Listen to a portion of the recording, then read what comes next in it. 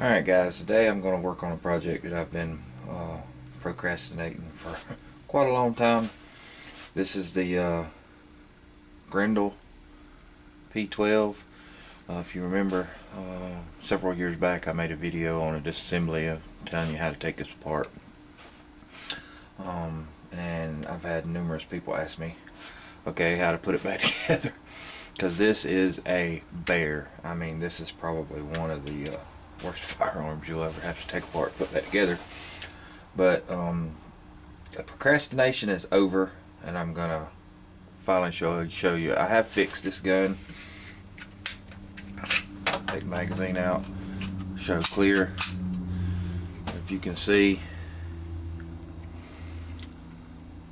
the hammer does work now. The reason why most of these guns did not work was because of this part right here. It was failed. These usually have a little lip like this. You can see.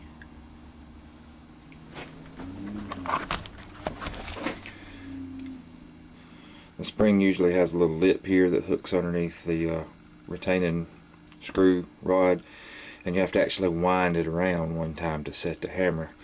And the problem with these, most times they're broken, the tip breaks off.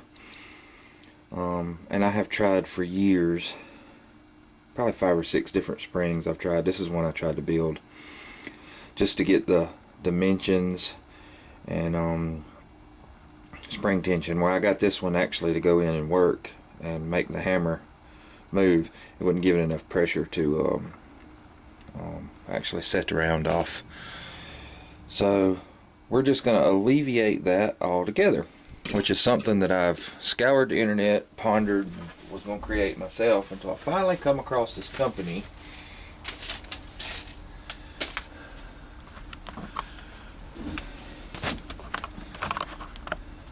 called Jack First. Bought several parts from them. Really good company to work with, and they sell actually a conversion kit for this pistol. It comes with the instructions. Basically what you do is you remove this torsion coil spring, and then they provide a spring that goes around your hammer. There's a pin you have to actually knock out, number 25. There's a pin that goes all the way through the hammer. I'll show you in a little bit. You drive that pin completely out because you won't need it. And it actually comes with a firing pin spring to make the firearm function better with this new spring. They give you a nice schematic with all the parts, but first thing we're going to do is we're going to take this gun apart. Now, if you watched in my other video where I showed you how to disassemble this gun, very first thing you want to do is you want to cut a slave pin. Basically what I did is I just took Dremel rod. Alright, basically what I did is I just took one of these Dremel grinding tips, one that was wore out, and I just cut a section off of it, one that was the right diameter, and made a slave pin. Because very first thing you're going to need when you take all this apart to be able to take the center part, the action of the gun out, is you have to take this screw out, and you have to have a slave pin to retain everything, and take this screw out, and you'll need it to hold everything together while you're disassembling and reassembling the firearm. So just give you that special note right up front. I'm going to use a 1/8 inch punch. You have a hole right here on the frame.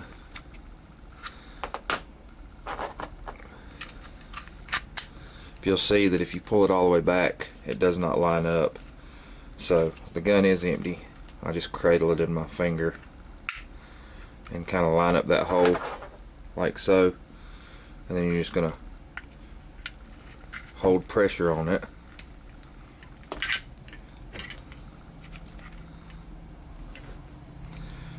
while you drive that pin out. If you get it started, it'll line up to the other side.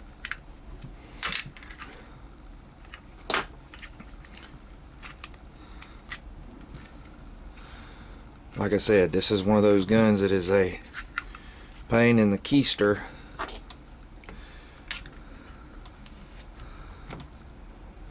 to take apart and or put together, especially on video.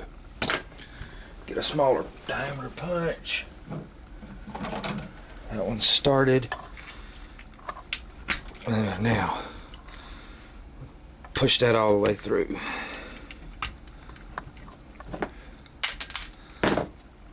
I like to leave the punch in holding everything in place. Take your pin, stick it aside. I will say that these magnetic bends work really good for keeping up with your parts. Get them at Harbor Freight. But take that out, and you can hold pressure. Pull your punch out. The ones I did use was 1/8 and 3/32.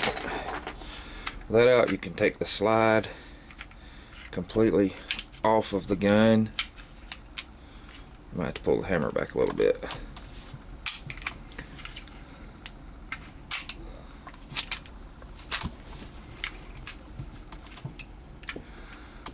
Alright, now we have the slide off.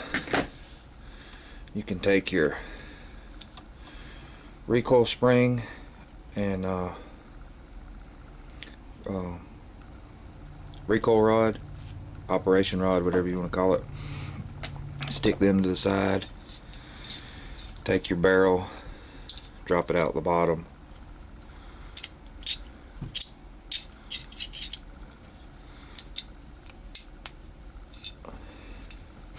And you can just slide aside for a second.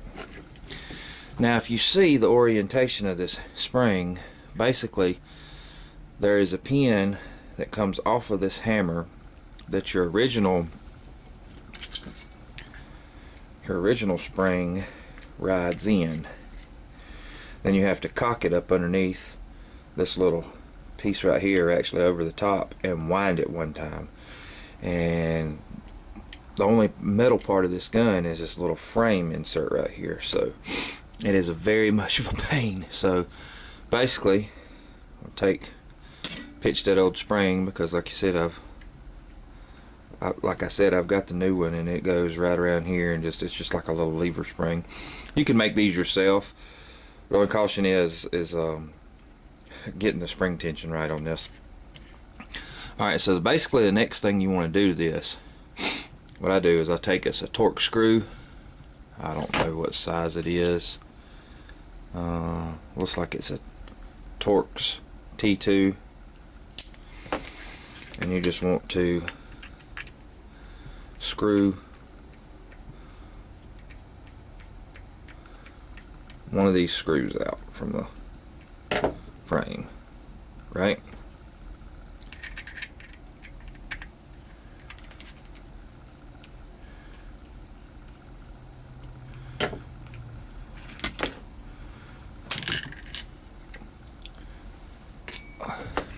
Now, like I said, with your slave pin, your slave pin needs to go back in that hole, because there's a support right in here, and as you remove the other side screw, you'll slide that in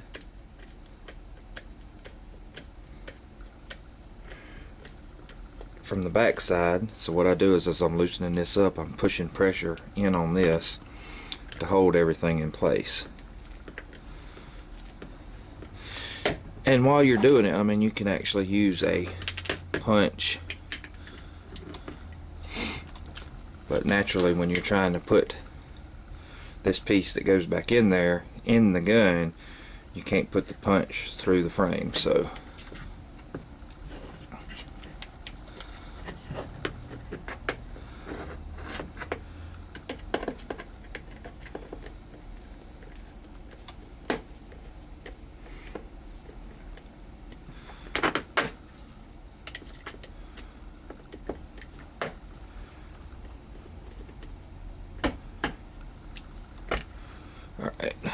now we've chased all of this through, so we're holding that retainer in.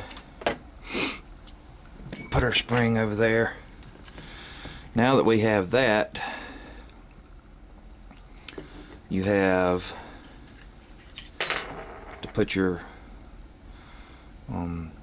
there's a center bolt right here. That's the Allen screw, Allen head, however you want to call it. And like I said, you want to put your slave pin in, and your slave pin needs to be cut to where it meets just inside the hole on each side to hold everything in place. Sorry about the movement. Dropped my slave pin. Like I said, this gun is a pain if you take it apart. I'm not responsible for you being able to put it right back together, because I have taken this gun and stuck it on the bench and left it for months and come back to it because it's such a pain. Alright, but you put your slave pin in to kind of hold everything in place, and I'm using a 3/16 inch Allen key to remove that center bolt. And as you loosen this up, your frame insert, and I'm trying to hold it all together, so it should start to raise, or you should at least be able to loosen it up where you can pull up, because all of this has to come out. But you have to hold this part of the frame together so your springs and pins and everything don't go flying out. So we'll loosen this out.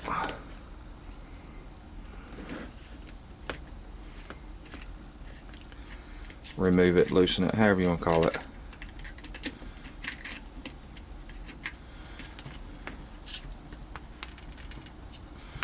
And then once that's all together, you want to hold pressure here, and you should be able to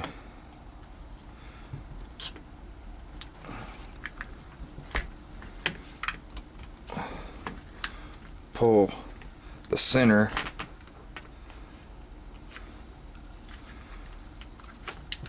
of the gun out. And that's basically the firearm portion. Once you have it out, you can put your punch in there to hold everything together. But again, there's the orientation of the spring.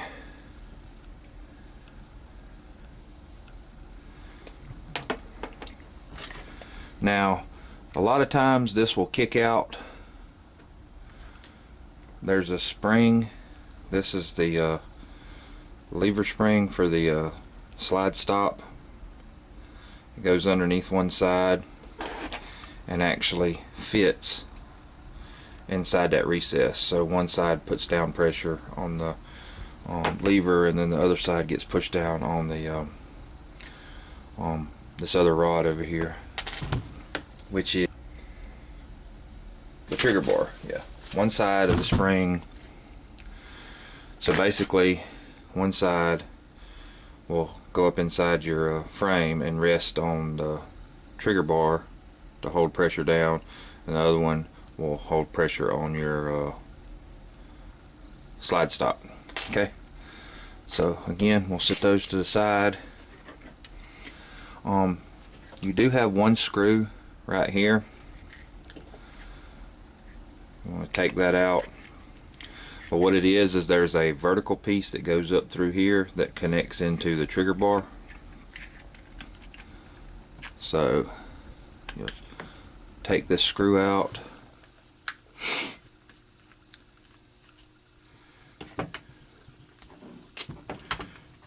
And if you can slide it out, sometimes you have to pull the trigger to align it, because it has a little groove. I don't know if you can see it in there. It has a little groove that it has to line up into the trigger. See how that moves? And this basically hooks on top of your trigger bar and hooks into a little keyed groove on the trigger. Okay. Now, I'm not going to go into taking the trigger out because it's not necessarily something you need to do. You can take this portion out if you got a broken trigger spring or something, but there is nothing else that needs to come out of here. We already replaced the magazine release. I have a video on that. Basically, you just drive out this pin, chase it out with a punch, slide your whole magazine assembly up in there, release assembly and spring, and then drift the pin back in. But basically, that's your frame. We'll just stick it to the side. This is the meat and potatoes of it. And while you're not putting it together, it's not a big deal. You can let stuff fall apart, because as long as you catch it on your bench and don't lose it, it's not a big deal. Putting it together is the big deal. So basically, this spring rides on top of this sleeve that goes from side frame to side, from each side of the frame. You just take that out, and then with that out, you actually have a pin that's right here that holds your hammer in. On the other side, it has a little lip.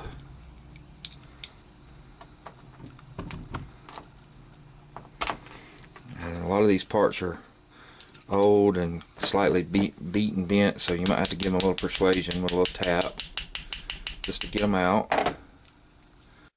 Alright, I transferred the subframe to the vise just so it makes it easier for me, and I just put the punch and just tapped it straight through.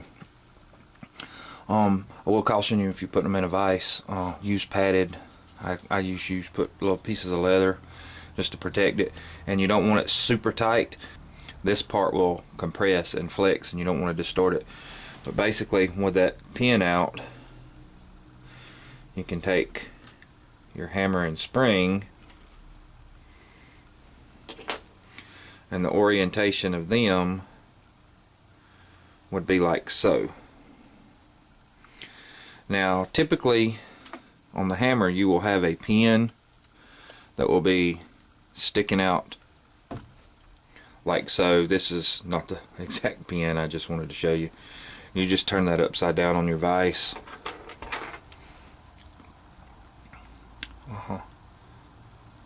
Take a punch and tap that pin out, because you won't need it. Because with the new spring,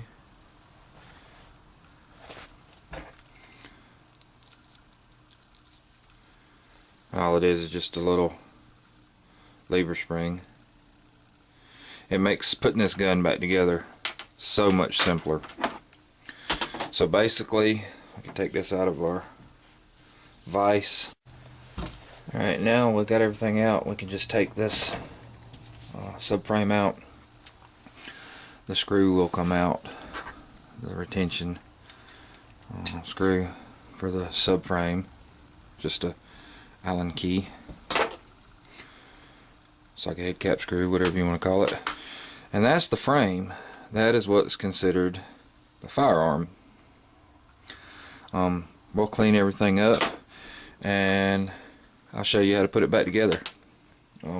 Like I said, if you need to work on these guns, there's a really cool guy that I actually, just by reading his write-up on how to do this, as far as taking the gun apart and putting it back together, is Jersey Small Arms. I can't remember the guy's name right off the top of my head, but I've talked to him back and forth, and something that he was always looking for was these, because they break.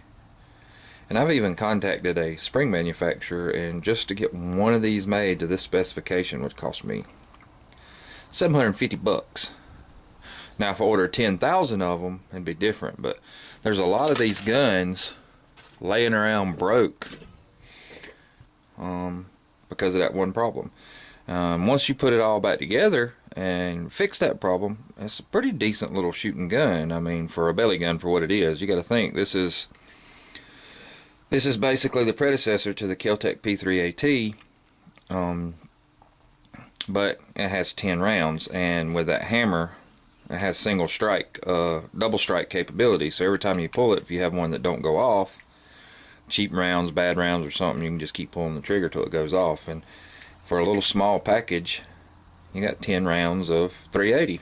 So I thought it was pretty cool. We'll clean it up and put it all back together. We'll be right back at you, showing you how to replace everything and put everything back together.